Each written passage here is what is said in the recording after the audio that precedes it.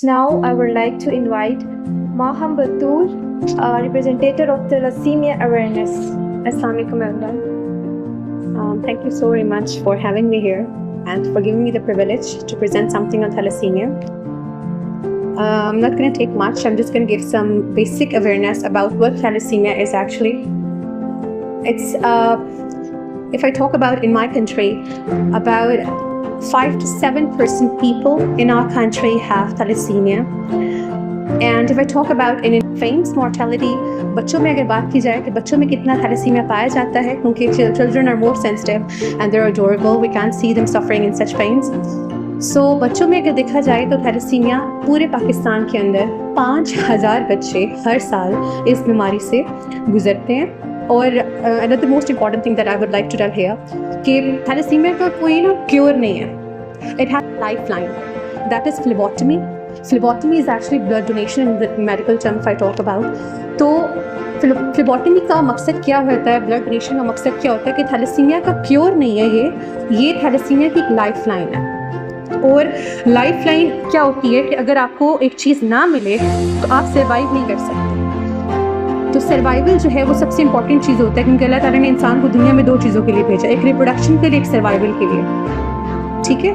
और रिप्रोडक्शन के रिजल्ट में if you have children and your children are having thalassemia, so there is only one cure and that cure is blood donation. अब थोड़ा सा मैं medically इसको explain करना चाहूँगी. Can I have the first slide please? Thalassemia, actually it's a combo of 2 words together, thala and semia. The word thala means sea and emia means blood. तो thalassemia जो word है सुनने में लगेगा sea of blood एक बीमारी का नाम है. Sea of blood means nothing to do with blood actually सबसे पहले जो बीमारी थैलेसीमिया आई थी, मैं थोड़ा सा उसके बारे आपको बताऊँ कि मेडिटेरेनियन सी के पास से ये बीमारी का जो है खरूज हुआ था. ये बीमारी वहाँ से राइज करी थी. यहाँ मिडल ईस्ट में, अफ्रीका में, ठीक है, मिडल ईस्ट में, अफ्रीका में और साउथ ईस्ट एशिया में सबसे पहले बीमारियों को जो है ये बीमारियाँ देखी गई थी. और 2 हमारे पास एक ऐसे मेडिकल रिसर्चर्स थे उस टाइम पे, मेडिकल रिसर्च करने वाले, जिन्होंने इस बीमारी के बारे में रिसर्च किया था. एक कूले थे और एक ली थे, जिन्होंने 1925 में सबसे पहले थैलेसीमिया के बारे में रिसर्च किया था. और कैसे किया था, let me tell you, it's very interesting to know कि थैलेसीमिया का ब्लड को टेस्ट करने से पता नहीं लगा था. थैलेसीमिया को बंदे को देखने से पता लग जाता है, क्योंकि जब थैलेसीमिया किसी को होता है तो सबसे पहले फेशियल डिफॉर्मिटीज, चेहरा जो है वो बिगड़ना शुरू हो जाता है. हड्डियों को सबसे ज़्यादा थैलेसीमिया अफेक्ट करता है, नंबर 1. नंबर 2, स्प्लीनोमेगाली, पेट बहुत फूल जाता है ऐसे लोगों का. और ऐसा नहीं फूलता जैसे कि बेयर वेरिकोज हो जाए या फिर प्रेगनेंसी, एक अलग तरीके का टेढ़ा सा जो है पेट फूल जाता है. स्प्लीनोमेगाली क्या होती है उससे भी मैं थोड़ा डिस्कशन करूंगी. राइट नाउ थैलेसीमिया जो है एक ऐसी बीमारी है जो हमें किसी से मिलती नहीं है, इनहेरिट होती है, पेरेंट्स से बच्चों को इनहेरिट होती है. इनहेरिटेड डिजीज है ये. और इसका सबसे बड़ा मकसद, जो प्रॉब्लम जो होती है थैलेसीमिया में, सबसे बड़ी प्रॉब्लम ये है कि थैलेसीमिया में हमारी बॉडी हीमोग्लोबिन नामी प्रोटीन ही नहीं बनाती, और अगर बनाती भी है तो बहुत कम अमाउंट में बनाती है. हीमोग्लोबिन क्या होता है उससे मैं थोड़ा सा डिस्कशन करती हूँ कि हमारे रेड ब्लड सेल्स के अंदर एचबी होता है. वैसे तो ब्लड रिपोर्ट बहुत से लोगों को पढ़ने आती है माशाल्लाह, लोगों को इतना भी पता है कि जो एचबी होता है वो नॉर्मल कितना होना चाहिए. मेल्स के अंदर जो है वो 13 to 15 होना चाहिए, फीमेल्स के अंदर 10 to 12 जो है it's okay to have it. Haemoglobin thalassaemia के पेशेंट्स के अंदर नहीं बनता, और अगर बनता भी है तो बहुत स्मॉल अमाउंट में और डिफेक्टिव. यानी कि हीमोग्लोबिन ना होने की वजह से या कम होने की वजह से थैलेसीमिया की प्रॉब्लम होती है. इसलिए ब्लड चाहिए होता है. ये आपको किसी से हाथ मिलाने से या किसी के साथ रहने से नहीं लग सकता. ये एक पेरेंट टू चाइल्ड ट्रांसफर होता है. किस तरह होता है मैरिजेस में, क्या होता है, आफ्ताब भाई he was telling me continuously that we have to aware people के how can we save ourselves from having such children. So ये कि it's not important, आप किसी से शादी से पहले किसी के टेस्ट नहीं करवाते, किसी से पूछते नहीं है, it's all in luck. लेकिन ये कि I'll discuss कि there are some people who are very choosy about the life partner, they're very choosy about the children they're going to have. I'll discuss about that. I have a slide on that too. तो अभी है कि thalassaemia एक ऐसी बीमारी थी जिसमें inherit करते हैं हम खराब जीन्स अपने पेरेंट्स से, और वो जीन्स क्या करते हैं, वो डिफेक्टिव जीन्स क्या करते हैं, हमारी बॉडी के अंदर हीमोग्लोबिन को या तो एबनॉर्मल बनाते हैं या बनाते ही नहीं हैं या बहुत स्मॉल अमाउंट में बनाते हैं. 3 किस्म की थैलेसीमिया की बीमारियां होती हैं, thalassaemia alpha, beta and intermediate. सबसे ज़्यादा पाकिस्तान में प्रेवलेंट थैलेसीमिया बीटा है, सबसे ज़्यादा पाकिस्तान में प्रेवलेंट, जिसमें 98% लोग कैरियर्स हैं, ठीक है। और सबसे ज़्यादा पाकिस्तान का सूबा बलूचिस्तान के अंदर, जहाँ पे एजुकेशन रेट भी आपको पता है काफ़ी ज़्यादा कम है, अवेयरनेस किसी भी किस्म की नहीं है। बलूचिस्तान के अंदर हर साल 400 से 500 जो लोग हैं वो कैरी करते हैं, सिर्फ बलूचिस्तान की मैं बात कर रही हूँ, और लोगों को नहीं पता होता उनको थैलेसीमिया, और वो मर भी जाते हैं by the age of after their birth within the 10 years of their life. अपनी ज़िंदगी के 10 सालों के अंदर वो मर भी जाते हैं, उनको पता भी नहीं होता कि उनको थैलेसीमिया है। क्यों? अवेयरनेस नहीं है। बहुत सी बीमारियां, अगर हम लोग अच्छे से अपनी पढ़ाई करें ना, अपने मेडिकल की स्टडी अच्छे से करें, बहुत सी बीमारियां आप किसी को देख कर बता सकते हैं, लेकिन फिर भी जो है लोग आपका मजाक उड़ाते हैं। लोग कहते हैं हाँ तुम डॉक्टर नहीं हो, तो पर डिग्री नहीं है, तुम्हें क्या पता ये वो। तो ये ऐसा मैं समझती हूँ कि जाहिल को समझाना मुश्किल होता है, पढ़े लिखा बंदा आपकी बात समझ जाता है। So it's very easy to talk to a wise person, but you can not convince a illiterate person because that person would never give you ears. तो थैलेसीमिया के बारे में मैं इतना बता चुकी हूँ आप लोगों को कि इनहेरिट होता है हमें, और हमारी बॉडी जो है वो इनफ हीमोग्लोबिन नहीं बनाती। हमारी बॉडी में म्यूटेशंस हो जाती हैं। म्यूटेशंस की बहुत सी टाइप्स हैं। म्यूटेशंस के नाम आपने अक्सर मूवीज़ में अगर देखी होंगी आप लोगों ने, मूवीज़ में म्यूटेशंस बहुत दिखाते हैं। म्यूटेशन में क्या होता है कि एक चीज़ जो होती है वो अपनी असली हालत से बदल जाती है, अपनी वो नेचुरल फॉर्म में नहीं रहती। इसी तरह हमारे पास हीमोग्लोबिन, यहाँ पर आप देख सकते हैं ये हीमोग्लोबिन का स्ट्रक्चर है। हीमोग्लोबिन हमारे पास यहाँ पर बीटा चेन नजर आती है, ये 2 बीटा चेन्स हैं, और ये हमारे पास अल्फा चेन्स है, 2 अल्फा चेन्स होती हैं हमारे पास। वैसे 4 होती है, but I won't go into the depth of genetics. मैं आपको इतना बता दूं फॉर कॉमन मैन कि 2 बीटा चेन्स हैं, 2 अल्फा चेन्स। ये जो आपको चेन्स नजर आती है ना, इसमें आपको सेंट्रल मॉलिक्यूल्स नजर आते हैं आयरन, यानी कि जिन लोगों को थैलेसीमिया की बीमारी होती है उनके अंदर आयरन डेफिशिएंसी भी होती है, क्योंकि आयरन किसमें प्रेजेंट होता है? हीमोग्लोबिन। आप जितना मर्जी गोश्त खा लें, आप जितने मर्जी अंडे खा लें, जितना मर्जी दूध इंटेक कर लें, आपके जीन्स उस चीज़ को बना ही नहीं रहे। अगर बना भी रहे हैं तो खराब।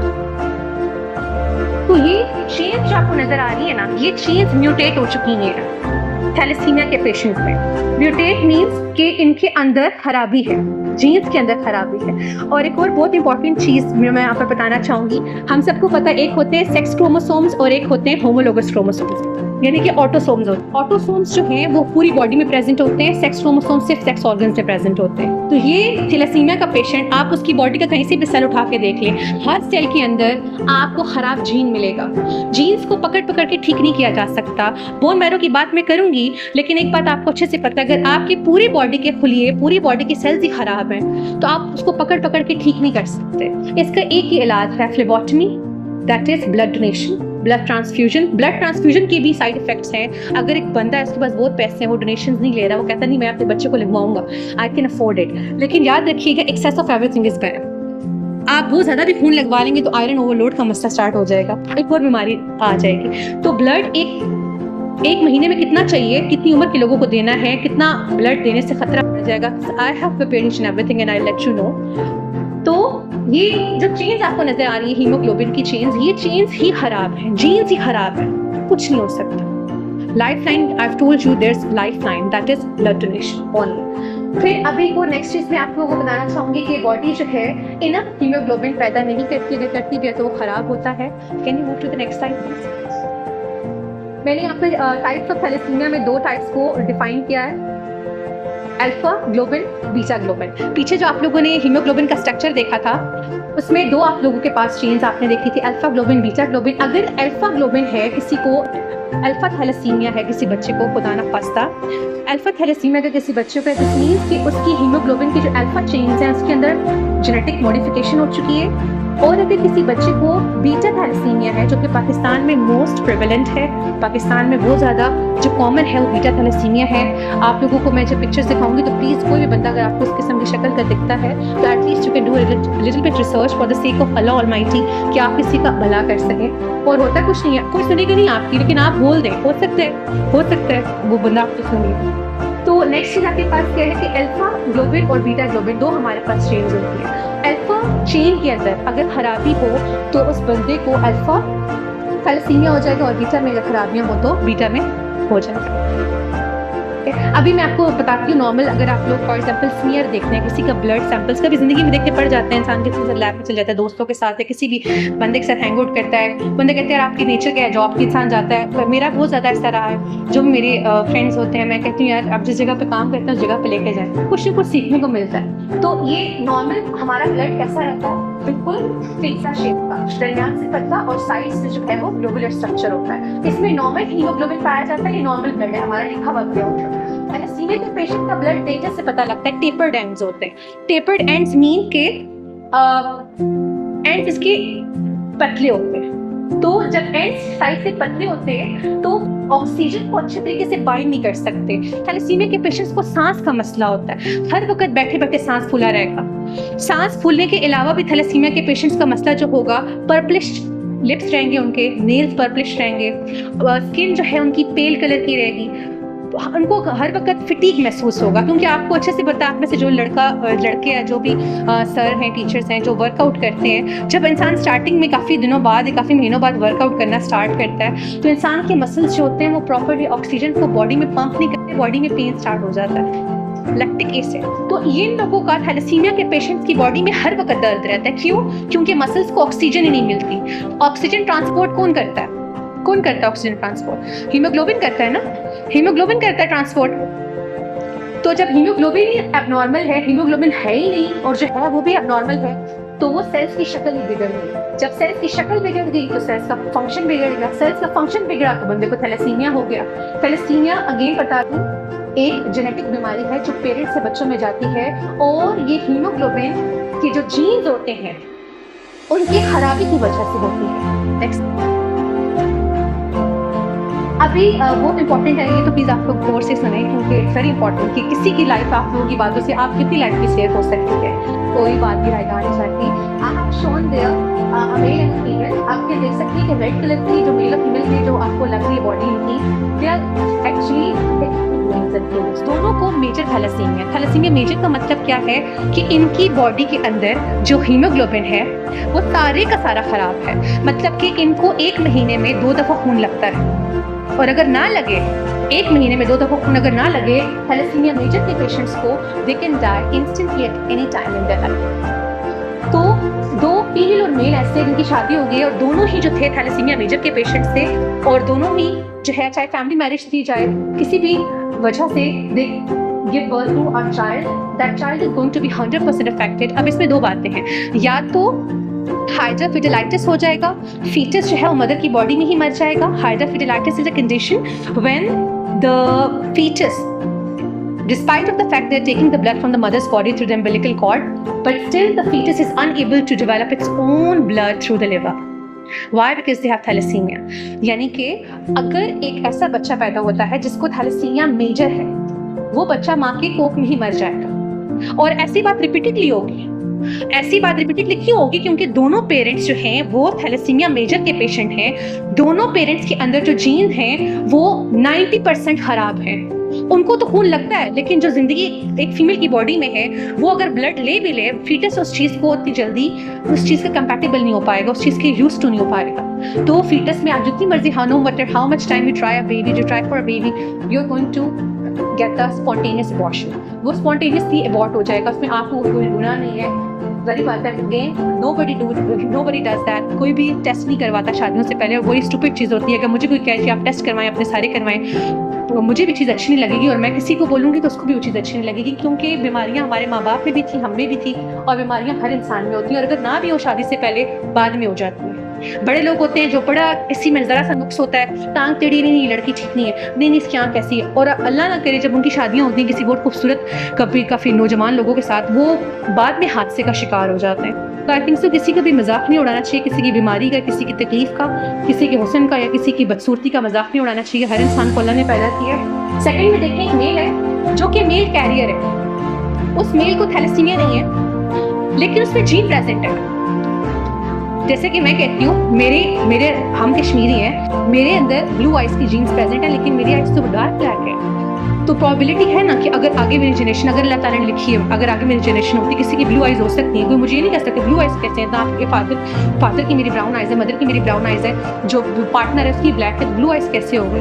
Nobody can say me that's not my child. क्यों? क्योंकि कभी कभार हमारे बॉडी के अंदर जीन्स प्रेजेंट होते हैं, लेकिन वो जीन्स एक्सप्रेस नहीं हुए हुए होते हैं।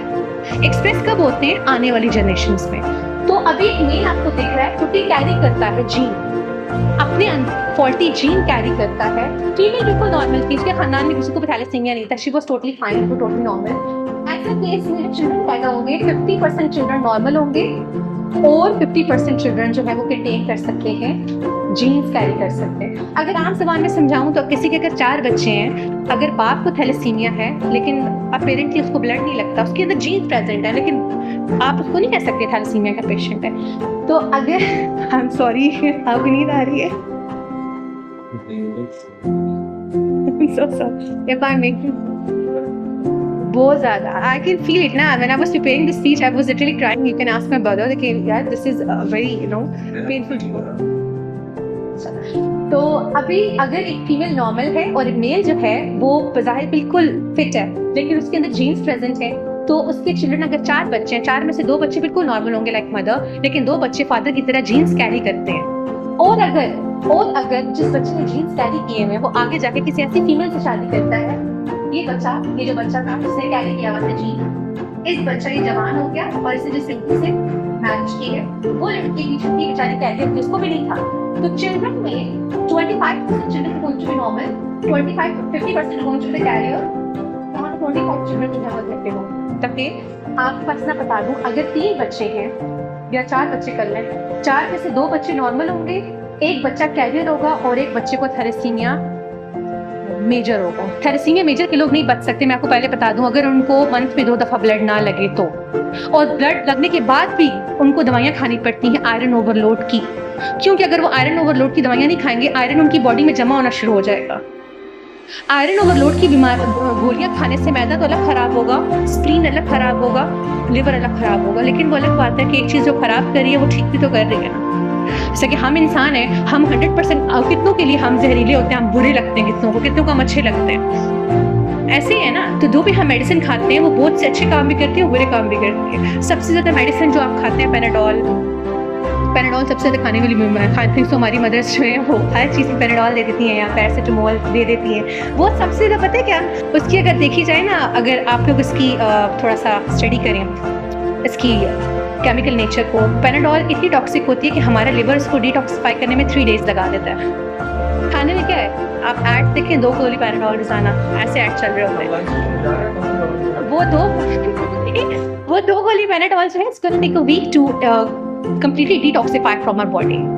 तो देखिए आप लोगों में से ना दुख पता है मुझे किस बात का, आप लोगों का पेरेंट्स पढ़ाते हैं, सब कुछ करते हैं, इन्वेस्टमेंट करते हैं, आप लोगों का पढ़ाई की तरफ रुझान नहीं होता जितना आप लोगों का मोबाइल और टिकटॉक की तरफ होता है। I am young like you guys, I am in my 25 right now, लेकिन मैंने ये बात नोट की है, मुझे ये पता था मुझे पढ़ना है, क्यों? क्योंकि मुझे अपने हालात घर के पता थे। तो इट्स वेरी इंपॉर्टेंट ना। अच्छा, ही इज माई ब्रदर। अच्छा, तो मैं आप लोगों को बताया थी, getting back to the topic, कि अगर हमारे पास एक फीमेल है जो कि कैरियर है और एक मेल है जो कि कैरियर नहीं है, तो उनमें से भी जो बच्चे आगे पैदा होंगे तो उन बच्चों में भी जो बच्चे होंगे वो कैरियर हो सकते हैं। तो याद रखिएगा, अगर एक थैलेसीमिया का पेशेंट है, थैलेसीमिया का पेशेंट अगर कोई शादी करना चाहता है और आपको पता है कि वो थैलेसीमिया का पेशेंट है, तो 2 बातें आपको पता होनी चाहिए प्लीज। हो सकता है आपको अच्छा लगता हो थैलेसीमिया का पेशेंट, ऐसी बात तो भी नहीं है ना, हो सकता है, इट्स पॉसिबल।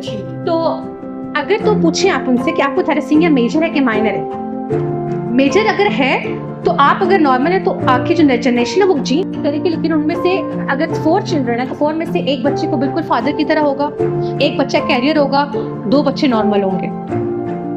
और अगर दोनों ही पेरेंट्स कैरियर हैं तो 4 बच्चों में मैं आउट ऑफ 4 ही की रेशियो रखूंगी, ज़्यादातर पाकिस्तान में इतनी होता है, आउट ऑफ 4 ही मैं रेशियो रखूंगी। आउट ऑफ 4 में से अगर देखें तो आप यहाँ पर आपके पास एक नॉर्मल मेल है, 50%, आधे बच्चे जो नॉर्मल होंगे, आधे नॉर्मल नहीं होंगे, आधे कैरियर होंगे, लेकिन नॉर्मल को भी ब्लड नहीं लगेगा, कैरियर को भी ब्लड नहीं लगेगा, इस बच्चे को भी ब्लड नहीं लगेगा। ये बच्चा 100% capital child can die any time, अगर ब्लड देते जाते तो ठीक है, ब्लड की बेसिस पर चलता रहेगा, लाइफ टाइम पे ब्लड नहीं मिला, ले लेंगे। यहाँ पर भी दोनों पेरेंट्स थे, दोनों के पास जीन थे, दोनों को ब्लड लगता था, दोनों नॉर्मल थे, दोनों को नहीं पता था हमें थैलेसीमिया है, दोनों को नहीं पता था हमारे से है। जब उनके चिल्ड्रन में से कुछ चिल्ड्रन को मेजर थैलेसीमिया हुआ, तब उन्हें पता लगा, फिर उन्होंने सारे बच्चों के टेस्ट करवाए। उन्होंने सारे बच्चों को टेस्ट करवाया कि यार एक बच्चे की कंडीशन ऐसी है ना, बापू की बाद में खराब हो जाए। तो याद रखिएगा कि ये पता तो नॉर्मल आएगा, जेनेटिक टेस्टिंग से पता लगेगा, इसका भी जेनेटिक टेस्टिंग से पता